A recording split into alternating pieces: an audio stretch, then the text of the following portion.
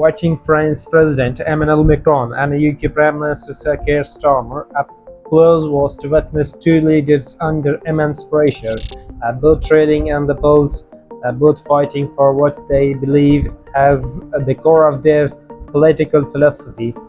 Their challenge can be distilled into a single question: how do they persuade voters of the value and patience, nuance and compromise in a political climate increasingly dominated by anger, disillusionment, and demands for instant change?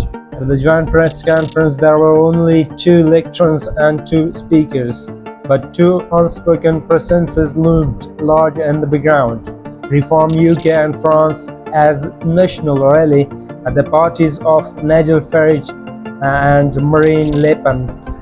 These parties were not named, but their influence was unmistakable. Though different in nature, both parties pose a similar threat to the establishment.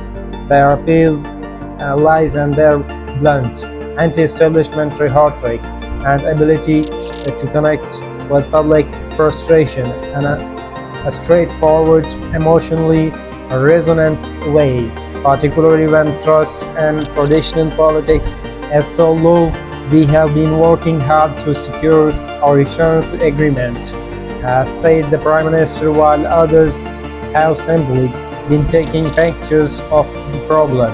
A thinly veiled jab, almost certainly aimed at Farage, who had spent the morning about and the English channel with GB News, condemning the UK's latest migration deal with France as national embarrassment. Farage argues that Britain must abandon the European Convention on Human Rights and pursue radical change, arguing that only a bold, defiant new politics can break the nation's current malaise. His speech as deliberately provocative. Why not try something disruptive given how broken the system appears? President Macron, facing a similar populist surge in France, echoed Starmer's concerns. He warned of the temptation of populism and called for recognition of the complexity of the world, a defense of moderation over radicalism. As I wrote recently, this marks a noticeable shift in the Prime Minister's tone, a clearer and more public challenge to Nigel Farage, and a framing of the next election as a choice between himself and the Reform UK leader, not just between Labour and the Conservatives.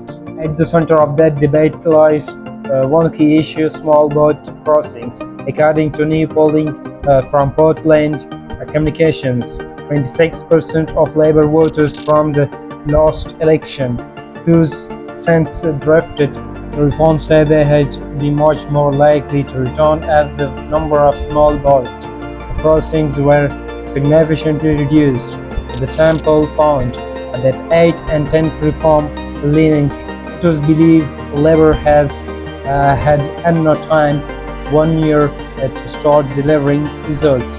Most striking of all, nearly half of all voters now see Nigel Farage as the politician who most represents change. This presents both a major challenge and potential opening for Starmer. He is appealing for patience in an era defined by absence.